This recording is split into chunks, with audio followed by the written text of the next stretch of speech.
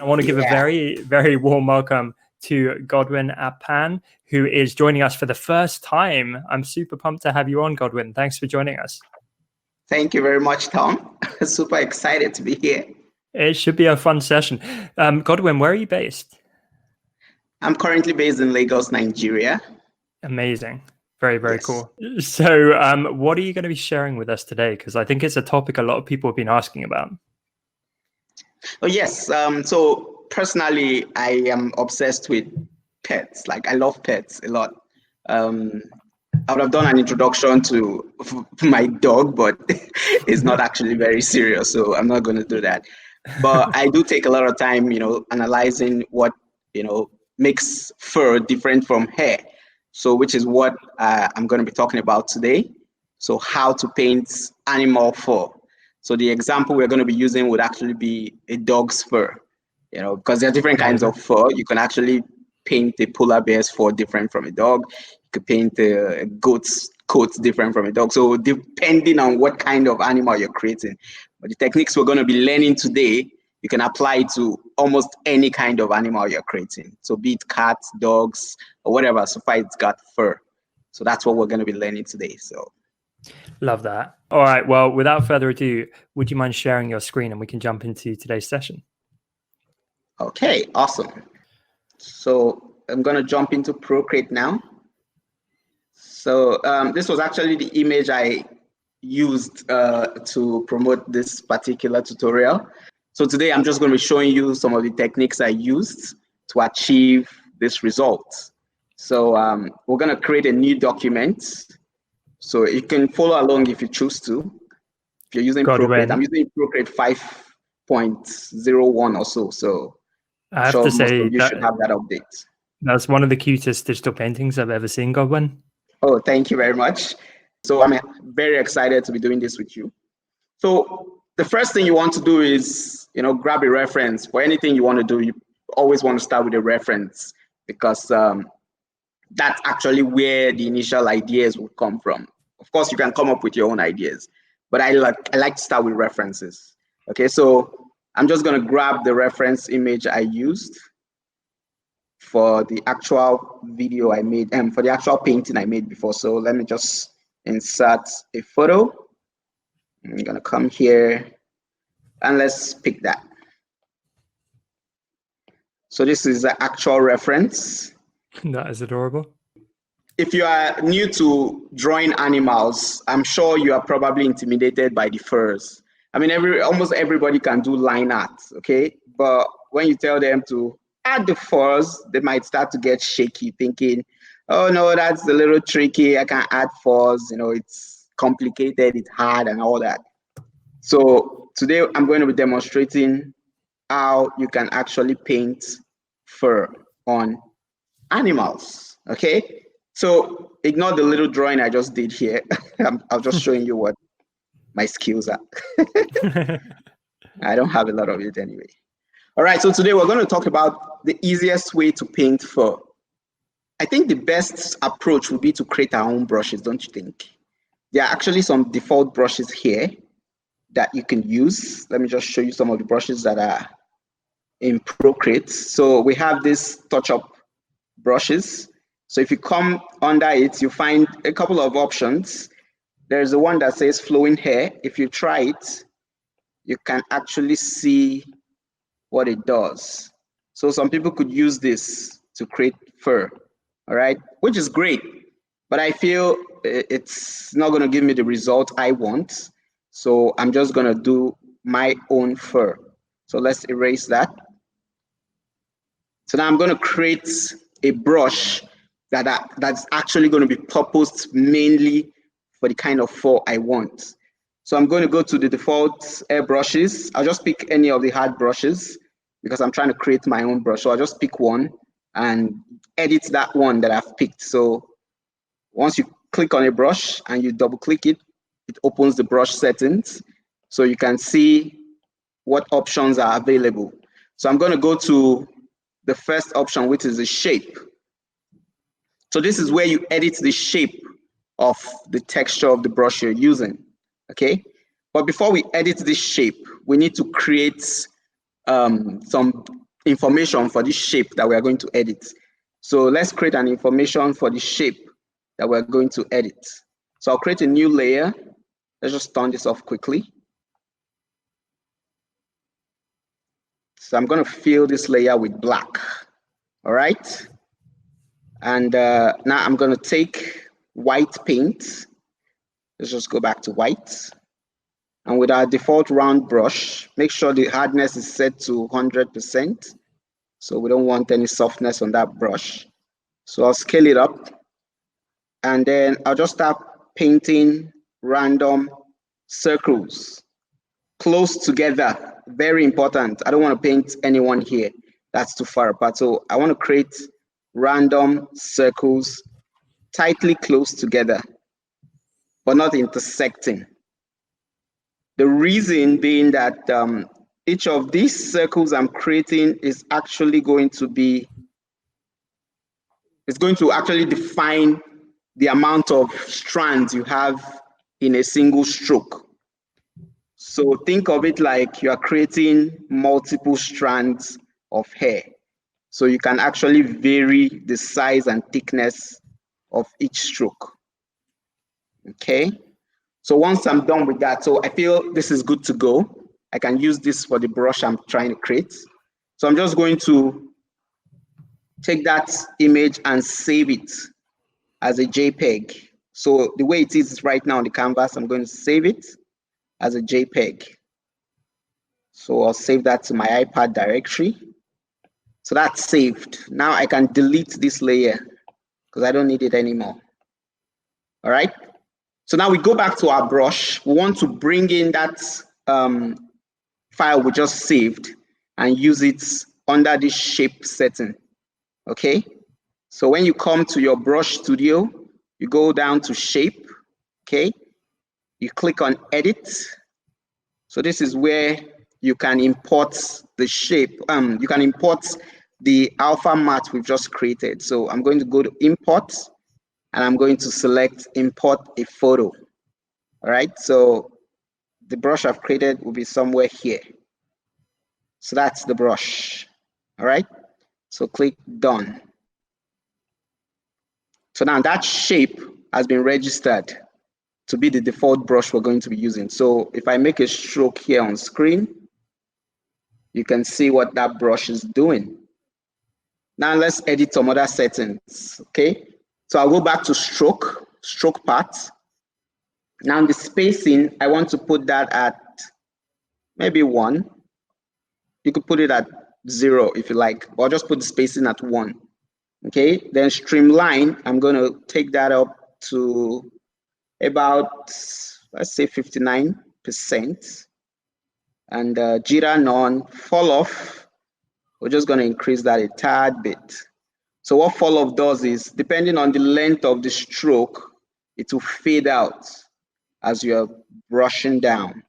Okay, so you want to decide how thick or how long each fall is going to be. So usually fall is not very long, so you want to keep your fall off pretty high, so somewhere around there, it's fine. Then let's go to the taper settings. So taper kind of determines what happens at the end of the brush, either at the start or at the end. So if I taper this brush at the end, what you're getting is going to be a thin stroke. But if there's no taper, everything will just be even all across. So let's just introduce a little bit of taper, both at the end and at the start of the brush. And then under your shape, we already have that. All the other settings are fine. You can leave that to default. Maybe count, you want to increase that to 2 or 3, whichever works for you. Rendering, I always go with intense glaze because I need the strokes to really be, heavy when I draw them. I think that's all for the settings. So let's just see what our brush does. I'm sorry. So let's open the layer again. All right, so I'm going to pick black. Just want to see what the brush does. So this is what we're getting from that stroke. Okay. So this is what we're getting from the stroke. So now we can use this brush in the process of making the fur of this dog. So let's actually do a rough sketch of the dog before we start adding or applying fur. So let's start off. I'm just going to be painting the face because it's going to take a little bit longer to paint the whole body.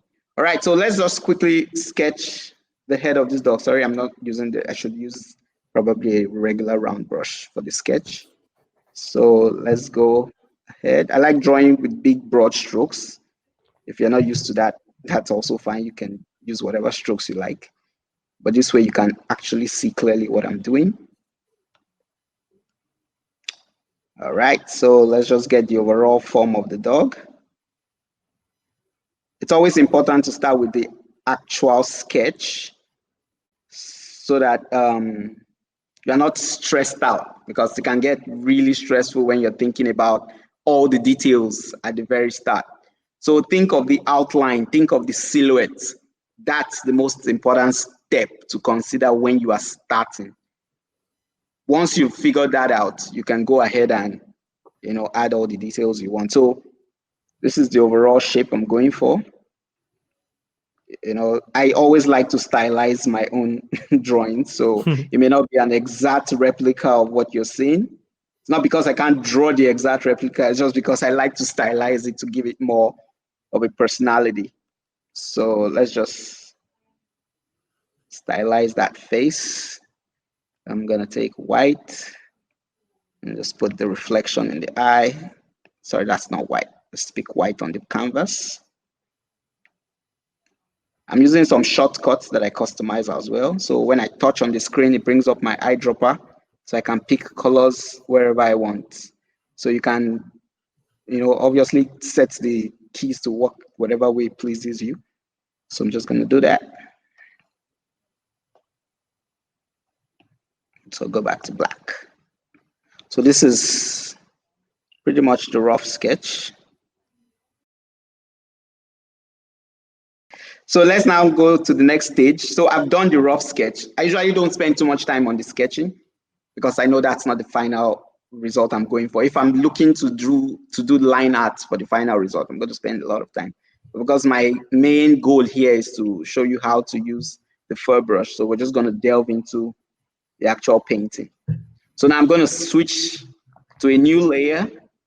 So I created a new layer below my line so that I can paint the overall shape of the dog. So let's just get the outline. Get the outline. So let's just fill that in. So that's the easiest way to fill a shape that I find. There might be other ways, but that's the way I figured out works best for me. So I just get the initial borders of the shape and then just drag and drop the color, so it fills all around the shape you've established. All right, so this is the initial shape of the dog.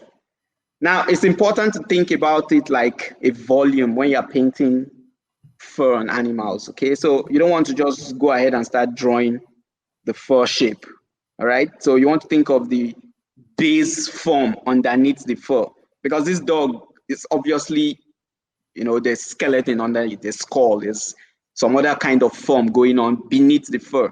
So you need to consider those before you start drawing the fur over the top. All right, so I'm just going to paint this shape as if I'm painting without the fur. All right, so I'm going to lock the transparency of my layer by clicking on alpha lock. So once you click on alpha lock, whatever you do doesn't come outside of that shape you've locked. So if I brush, it stays within that shape. All right, so now I can start applying colors to different areas. So I want to first approach this form as if it has no fur, because the fur is going to be the last, since that's the trickier part we are handling. So we don't want to start with that. So you want to start with the simpler parts and then you walk towards the more difficult areas. So I'm just going to shade. I'm looking at the reference for the values I'm using. So the ears are a little bit darker in the reference, so I'm just going to use darker values. And I'm also adjusting my brush size as I'm doing that. So I want to have as much variations in my colors as possible. So this actually adds more interest in your painting instead of just flat colors. So I'm adding different color variations. Yeah, it's interesting. There's a lot of red tone in the dog's fur. Yes. And it's usually okay if you decide to pick colors from the dog as well. I don't do a lot of color picking from the reference, but you can do that. So you see, you can sample colors from here if you want. Mm-hmm. So if that's easier for you, that's fine. But I like to just eyeball the colors because it actually trains me to be a better artist. It's a medium soft brush. So this is the brush I'm using. Medium hard hairbrush. So it's Cool. the default brush in Procreate. So we've not actually started using any of our custom brushes yet. So we're just using the default. The default brushes are pretty great. So you can actually use those.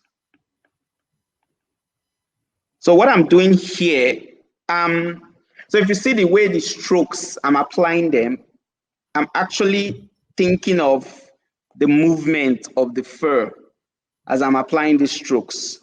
You know, I'm not just brushing like this. Okay. Let me just use a more contrasting tone there so that you see what I'm doing. So if you study the way the fur flows on this dog, let's pick a red tone. This is what you're seeing. That should be on a, let's create a new layer because that layer is locked. So this layer should be visible. All right. So I want to demonstrate what's going on here. This is the flow of the fur. Okay, so you want to think about that as well. The flow, the movement. Okay, so as I'm shading my dog, I'm thinking of how the fur is flowing on the animal. So if you come here as well, you find some interesting variations. So those are some of the features you need to think about when you're painting animal fur. So you don't just want to go ahead and just draw random jaggy strokes like this. No, that's not what happens with fur. It's always very random. The strokes are, you know, unpredictable. You can't really tell where the movements are going to be going, but you can actually understand the principles. So it usually flows with the form of the face or the leg or whatever part of the body you're drawing. So I just wanted to clear that up. So let's go It's a back to great this point. I one. think a lot of beginners are probably making that mistake. I remember I used to do that all the time, and you think, why doesn't it look right? Yeah, I know, right? So let's get some of these shadows also to read. So at this point, I want to compare what it looks like without the line. So I'm just going to turn off the line layer just to see what's happening. So this is without the lines, and this is with the lines. So the lines are there to guide me, but I'm eventually going to get rid of them as I progress. Right, so I can create a new layer at this point for some extra details. Now I'm going to clip this layer to the bottom one. So what clipping does is clipping actually uses the layer below, that's this one, as a mat to guide the shape of the current layer on top. So what it means is if I take a new paint and I draw a stroke, the layer below forms an alpha mat for the new layer on top. So whatever colors I'm putting on top, it won't bleed out of the layer below. So that way I can now do some extra shading. So imagine I decide to change this to a blend mode like, let's say overlay. So let's use overlay. Okay, so let's pick a color from the skin tone and just increase the brush size. Maybe change that to a soft brush. So let's look for a soft brush. So with my overlay, I can darken the skin, the color, and then you can see what that does. So that's what overlay does. So it takes the current color you have selected and kind of adds more saturation depending on the value you have selected. So let's just shade that quickly. I'm trying to do this as slow as possible so that you see what's going on. I usually work faster than this, but just for demonstration purposes, I want you to really get what's going on. Yeah, I appreciate it. I'm Yeah, this also, is super helpful to follow along with. all right, so that's what this layer is doing. Okay, so just adding more form shading within that dog shape. All right, so I can merge the both layers. So I wish Procreate was like Photoshop where you have unlimited number of layers, but it's not. So you have to manage the layers you have. I think my settings currently allows me to have only 12 layers. I don't know if, in the later versions, they might have changed that, but right now that's what I have. Yeah, no, you're still kind of constrained. There are some limits. Yes. All right, so let's create a new layer. And we're gonna paint the eyes. So I'm gonna take a round brush and then just gonna draw, excuse me, let's take a dark tone. Godwin, I'm does painting anyone the say that your dog Nemo looks like a teddy bear? Of course. Of course, I get that a lot. It's cute, but it's not very friendly. That's my problem with it. Oh, what is temperament? Yeah, it's not. It needs to know you before it can allow you to play with him. If it doesn't know you, it won't allow. It doesn't allow strangers touch him Okay. at all. And I bet every All right. stranger wants to pet him as well because he's so cute. Yeah, and when you're so cute like that, everybody wants to play with you, but Nemo is not friendly like that. All right, so I just created shapes now for the eyes, the nose, and the mouth. So let's just draw that out. So with this now, I really don't need this layer anymore. So I'm going to delete my sketch layer. Okay. Now, with this layer selected, I'm going to create my alpha lock again so that I can paint within that shape. So I'll pick a soft brush and so I want to look at what's going on in the nose and the eyes. So try and replicate that. The screen is a little small, so I can't zoom in fully and see both options. So I'm just going to pretend like I know what's going on there. So let's take a higher value tone and just slowly brush. So what alpha lock does, it keeps my brush strokes within that layer. So I'm not worried about using selections anymore. So I can pick the colors within the eye. So once you have your initial solid shape, you can use your soft brushes. What I find a lot of students or people who are just starting out do is they try to use soft brush throughout the whole painting. And it allows your painting to look very mushy. Like there's no there's no actual control of the soft brush. So you want to have hard edges with soft edges. So you can see the overall form of the dog is a hard edge. But then when you brush within that hard edge with soft brushes, it works. But if all the edges are soft, both the outline and the forms within, it's not, very impressive when you present that. So you want to keep hard edges and then paint soft edges within your hard edge shape. So I'm going to take some colors from within my dog. So to create the effect of bounce light, I'm going to paint that slowly inside the eye. Oh, that's smart. And I totally get what you mean, Godwin, about the soft brushes. I think we've all made those pieces where they look a bit washy and they kind of lack form and structure, right? So you're saying you need to combine the hard and the soft to bring some more form. Yes, very, very important. So now for the strongest highlight, I'm just going to pick white from my canvas and just drop that in. Adding this specular highlights to your eyes just makes it come alive. When you're painting eyes and there's no specular highlight, it just makes it look dead.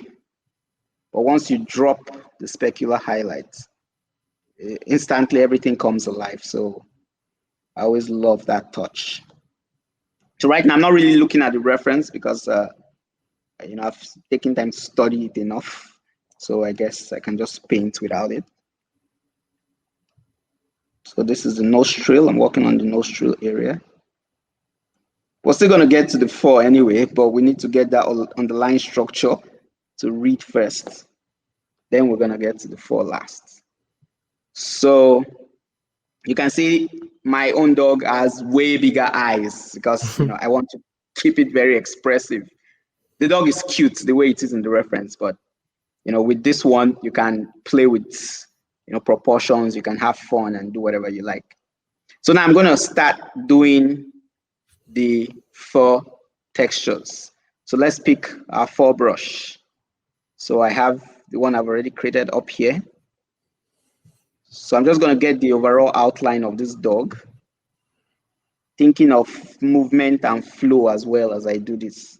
So because the dog is not a hard shape, what I mean is the shape around the dog. Let's pick a color that's clear and visible. So the shape around the dog is, I just wanted to demonstrate quickly what I mean. It's not a hard edge like we have here. So what I'm trying to do now is create the frisky effects that we're getting from the fur. So now we're going to take our fur brush and I'm going to pick a color from the skin tone, or from the coat, not the skin, and start drawing our fur shape. So let's zoom in. So I'm just drawing that on the edges to break that hard edge we have there.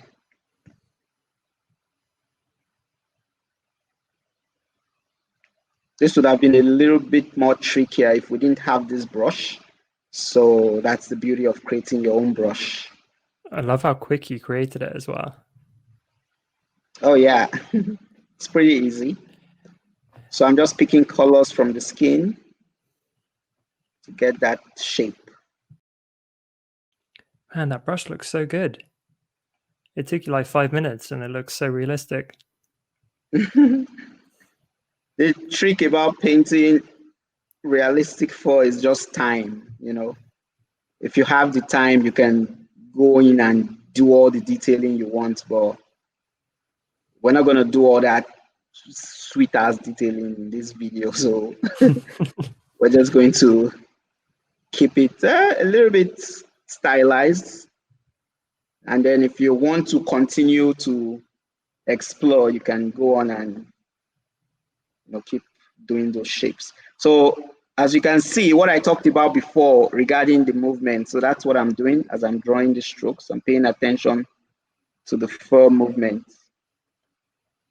while picking colors within the shape. So that's actually why we did that initial pass of colors, so that we can have enough colors to pick from. So that's what I'm doing now. And for longer strokes, you can go back to your brush settings and edit the fall off. So this fall off figure, if I drop it down and I come back, I can draw longer strokes. Okay. But because the fall, okay, I can actually use that in some areas. So like here now, the coats around there is longer. So you can have that.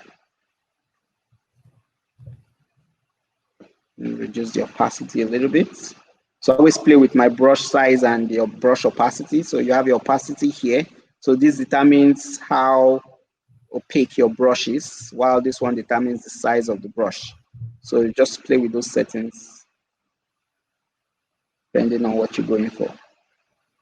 So I'm constantly keeping the shape of that area in mind, as well as the lighting. So if you notice, I'm painting the lower areas darker than the higher areas. That's because the light is coming from the top.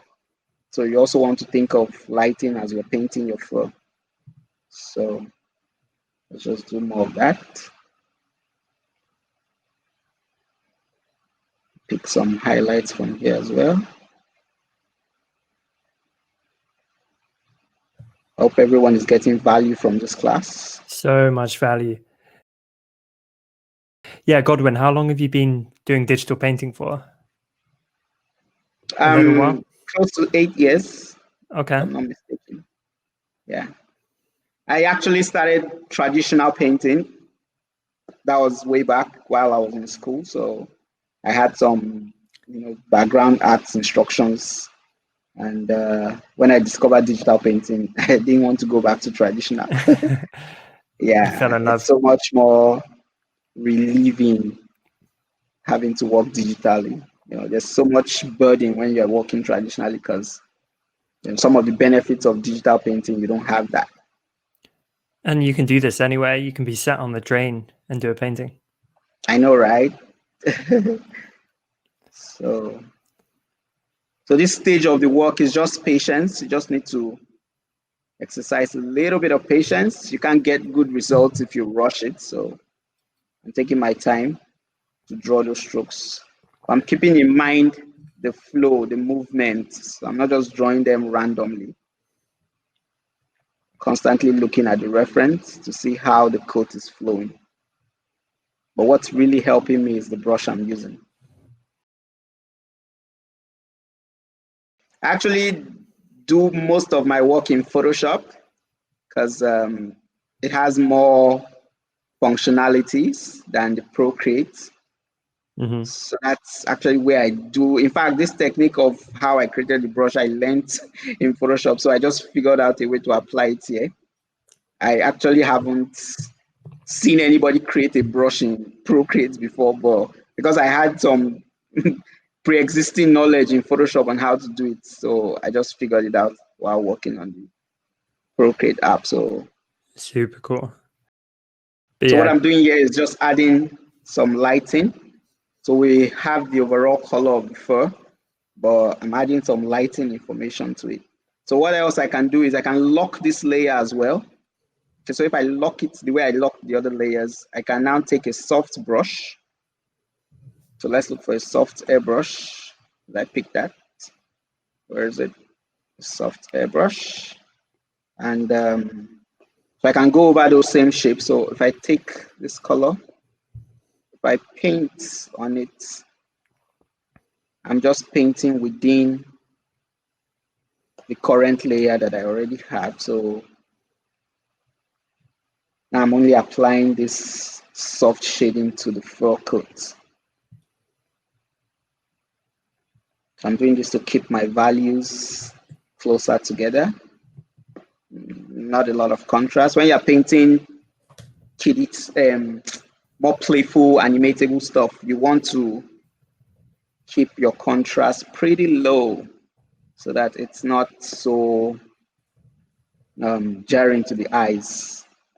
So you want to keep it friendly, want to keep it colorful and bright. And so what I'm also doing here is allowing us to see what's going on behind the fur. So if I turn this layer off, let's just move this to the side. If I turn this layer off, we still have this information from the previous layer. This layer, so that's without the base layer we created. So that base layer is actually helping us retain the shadows underneath the fur, which is great. So you want to keep your fur on a separate layer and then your base, the overall shape of the dog on its own layer. So that way you can light your fur differently. very cool. Hope I'm making sense there. So let's just apply this area as well. And darken here as well.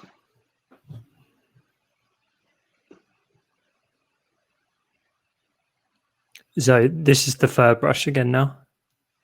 No, this is not the fur brush. I'm The still soft using the brush. soft brush. Okay. Yes. I'm just going over the tones of the fur.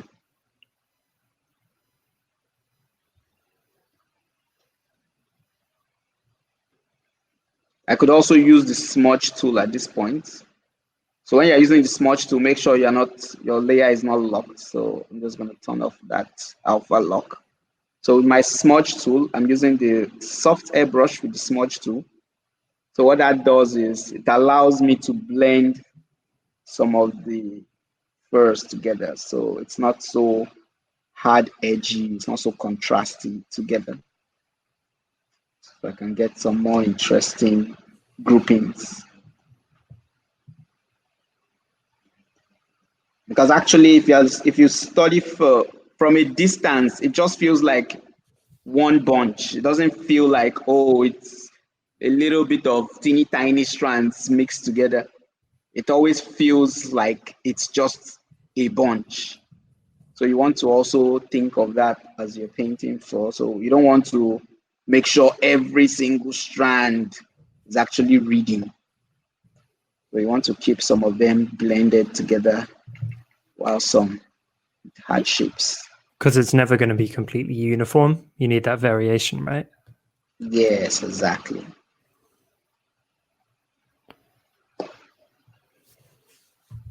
So I'm hoping at this zoom level, people can actually see clearer what's going on. So Godwin, I know today we're just showing some of the fundamental techniques. When you showed that final finished piece, how long would a piece like that take you start to finish? Okay, like if I wasn't doing this for the sake of a tutorial. Mm-hmm. Oh yeah, that one actually took me a little bit over an hour. So it was like wow, that's impressive. An hour, 30 minutes, I'm guessing, I think. Wow. Yeah, that's including quick. The background and all the other, because I didn't really spend time doing the background. I just created some very random marks. But I know you slowed it down for us today, which I appreciate, so people can follow along. Yes. I want you to, oh, excuse me, I'm not using the right brush. Okay, so now what we're going to do is put a darker background. So let's go to a background color. So what I want to do is create the hard lights around the dog. So I'll use a darker color for my background. So let's go with the dark shade of blue or green, something in between, just this. So what I want to do is create the rim light around the dog. So I'm going to create a new layer. I'm going to set the blend mode of this layer to overlay. Okay. And then take my color all the way to a very high value, like somewhere here. So now with a soft brush, I'm going to clip this layer to the one below. I showed you what that does before.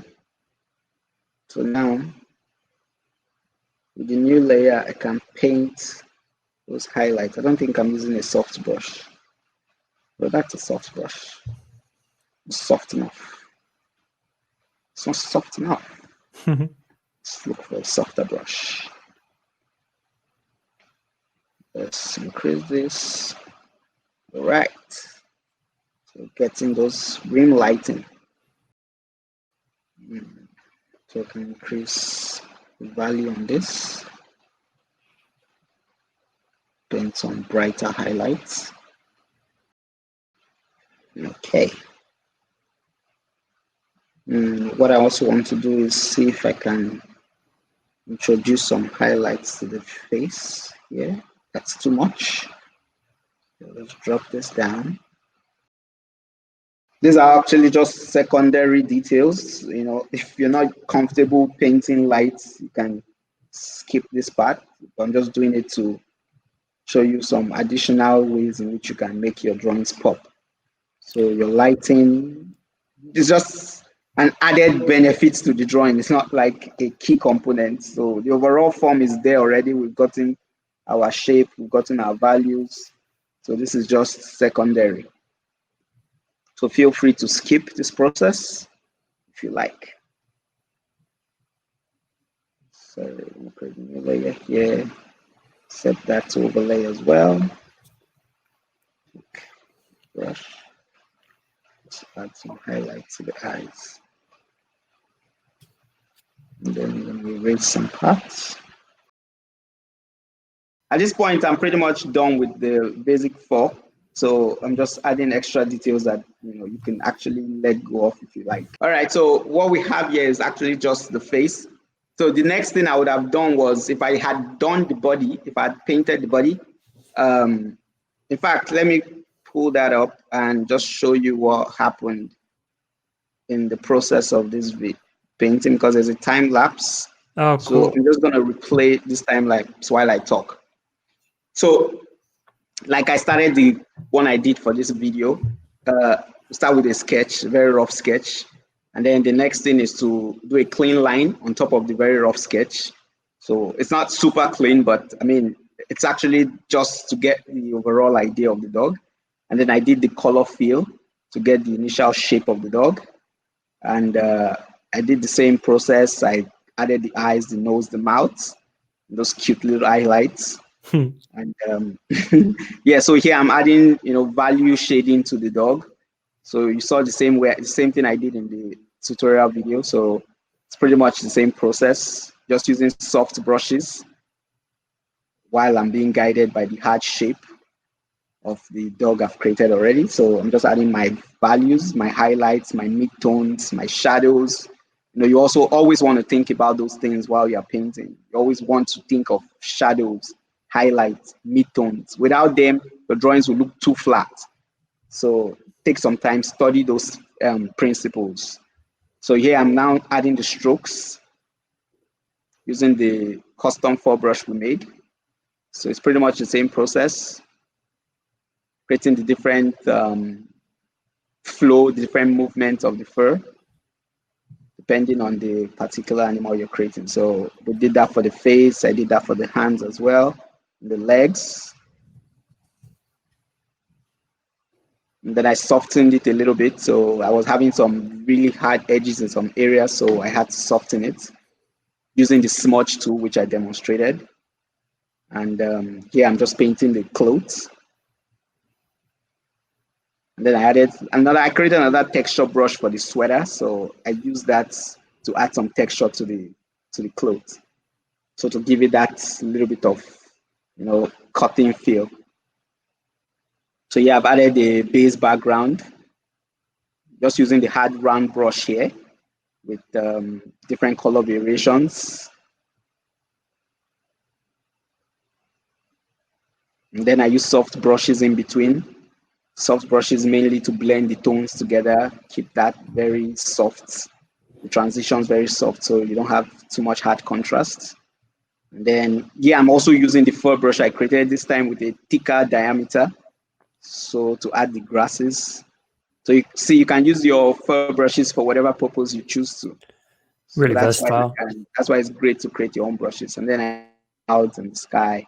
The background, I did a little bit of Gaussian blur, so you can add that to your images if you want. And I think that's pretty much it. I added some backlighting as well to make the figure really pop from the background. And so this is cool. How we arrived at this. Amazing. I'm glad I asked, because that is so interesting to see the whole process. Yeah. That's awesome, man. So that's everything. So if you were following along, you can spend some time and just continue to refine your own drawing. And in no time, you'll also be at the same level where I am. I mean, I didn't start here when I started. I drew very shitty drawings back in the days, but now I think I try a little bit. We're still working hard to get better, but that's amazing. I really had fun. Thank you, guys. It was great. Hope to do this again soon. 100%.